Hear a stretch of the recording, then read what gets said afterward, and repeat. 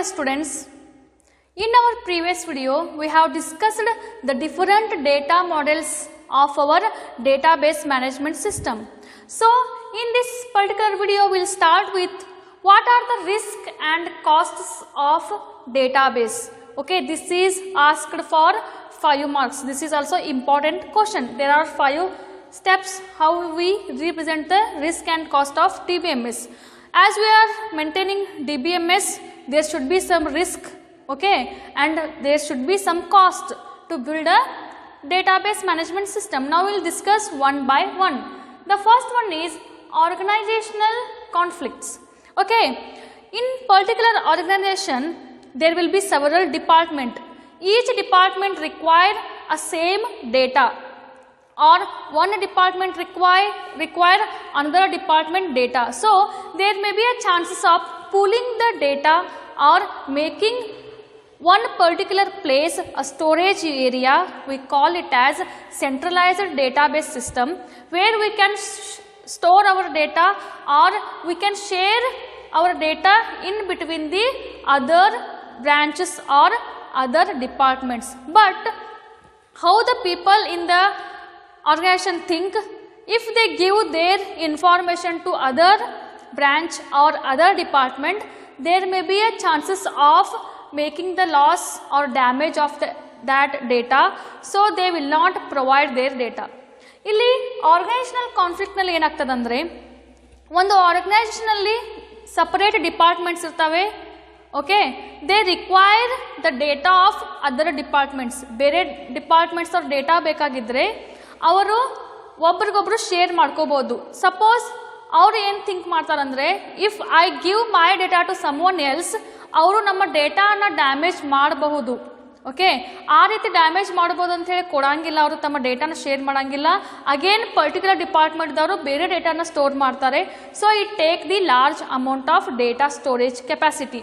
So it makes the organisation conflict ಮಾಡುವಂಥದ್ದು. Okay, we call it as, ಈ ಒಂದು ಪರಿಸ್ಥಿತಿಗೆ ನಾವು ಆರ್ಗನೈಸೇಷನ್ ಕಾನ್ಫ್ಲಿಕ್ಟ್ ಅಂತ ಹೇಳ್ತೀವಿ. Okay, second one is development project failure.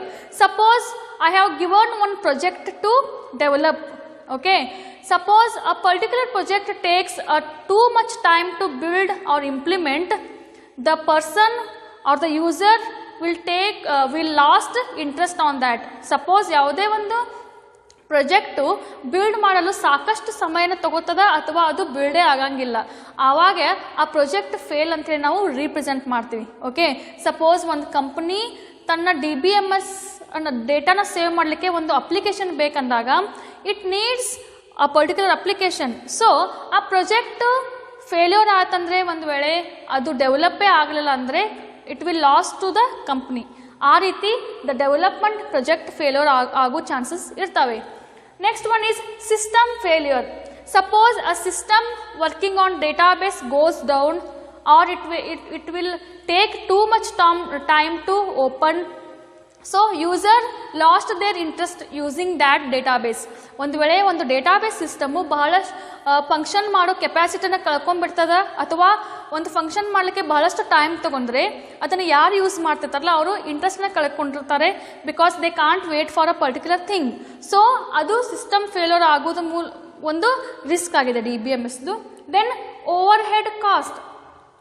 Suppose we are building or developing a particular DBMS, we need some requirement like a software, hardware to store the information. We need the hard disk and the storage area, main memory. So these are taking the too much cost.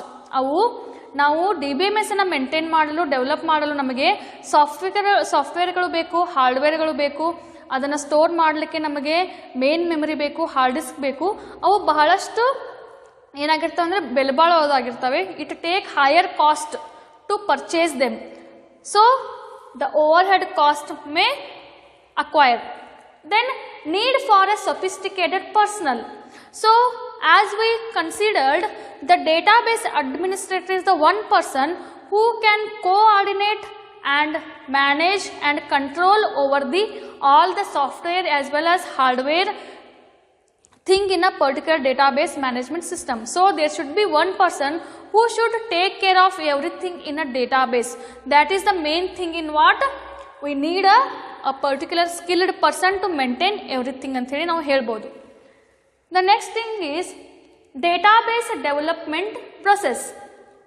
As we are developing one database, what are the process they take to develop one database? There are 7 steps to develop a particular database. The first one is define business process. Second one is determine the scope of the database. Third one is define the information needs. Fourth one is develop conceptual design. Fifth one is develop logical data model. Sixth one is develop physical design. And the 7th one is create the particular model. Okay, how to create. These are the 7 steps in database development process. You may get it for 15 marks, that is fixed question. In this particular chapter, all questions are important. We will discuss one by one. The first step is to define the business process. So, before going to do any particular development of DBMS, first we need to define what are our requirements, what kind of data we want to store, and what the model, what type of model or the structure design we want to represent, store our data. Okay, the first thing is we need to define the key business and operational process within the organization. Within organization we need to provide the business and the operational process ಅನ್ನು ನಾವು represent ಮಾಡುವಂಥದ್ದು. ನಮಗೆ ಯಾವ ರೀತಿಯಾಗಿರುವಂತಹ ನಮಗೆ DBMS database management system ಬೇಕನ್ನೋದು. Developers to create high level models with activities like marketing, sales, production. In a particular organization there will be several branches.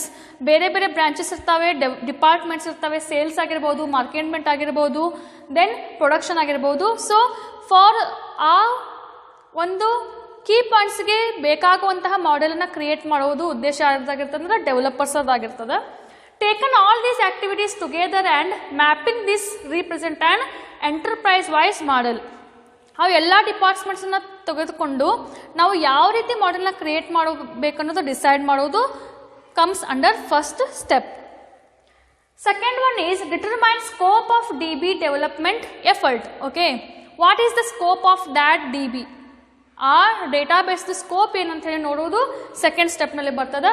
Select one process or set of related process for further analysis and improvement. Okay, if you are maintaining or developing one particular DBMS, first we need to take one particular process, ಅದನ್ನೇ ನಾವು ತೆಗೆದುಕೊಂಡು ಅದರ ಮೇಲೆ work ಮಾಡಿ ಅದನ್ನು implement ಮಾಡಿ ಅದು work ಆಗ್ತಿಲ್ಲ ನೋಡುವುದನ್ನು ಮೇನ್ ಉದ್ದೇಶ ಇದರಾಗಿದೆ. Then third one is define the information need. Next we need to what information we need for, ನಮಗೆ ಯಾವ್ದ್ಯಾವ್ದು ಇನ್ಫಾರ್ಮೇಷನ್ ಬೇಕನ್ನೋದು ನಾವು ಡಿಫೈನ್ ಮಾಡುವಂಥದ್ದು. Once the business process or set of process has been selected, next step is to define the information that is involved in the business process. ಆ ಪ್ರೊಸೆಸ್ನಲ್ಲಿ ನಮಗೆ ಯಾವುದ್ಯಾವ್ದು information ಬೇಕನ್ನೋದನ್ನು ನಾವು ನೋಡುವುದಕ್ಕೆ ನಾವು ದ ಇನ್ಫಾರ್ಮೇಷನ್ ನೀಡನ್ನು ನಾವು ಹೇಳ್ಬೋದು. Next one is develop conceptual design. Okay, once we have decided we have which process we want to do and what are the information we require to do that particular development, the next step is conceptual design ಅನ್ನು ನಾವು develop ಮಾಡೋದು. conceptual design is mainly based on the concept, on what concept we are developing a database. All the basic needs are used to create the conceptual design for the database. In this stage a conceptual data model is represented.